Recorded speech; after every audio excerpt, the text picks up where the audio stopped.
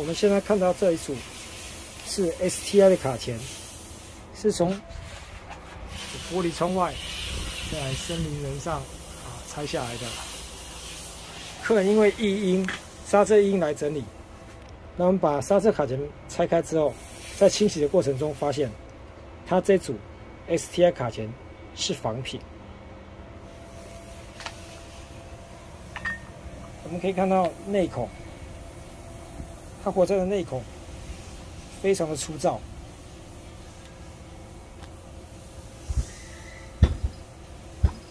Brembo 该有的字样也通通都有，只是这个字体比较细。然后内活塞，看它的内活塞、内倒角、活塞的下裙角这边倒角都比较斜。旁边这两颗我们特别拿两颗原装 Brembo 的46、40的内活塞来做比较。我们把它的仿品的40、46的拿出来放，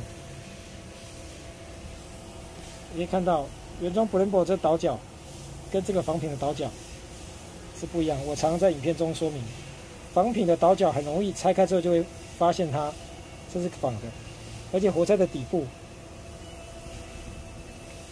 Brembo 是平的，它是做凸的，很像国产卡钳的这种设计方式。然后内侧 Brembo 都有一个圆弧，它这个都没有。我们现在拿 Brembo 原装的46、40的防尘套来做一个比较。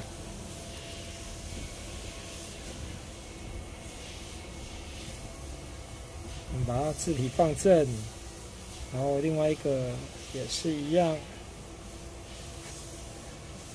来 ，Brembo 的字体是很细腻，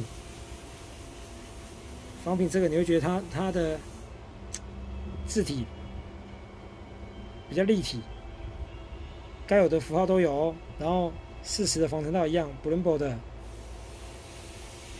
那它这个40的字体就变得比较小，编号也比较小。我们反过来看。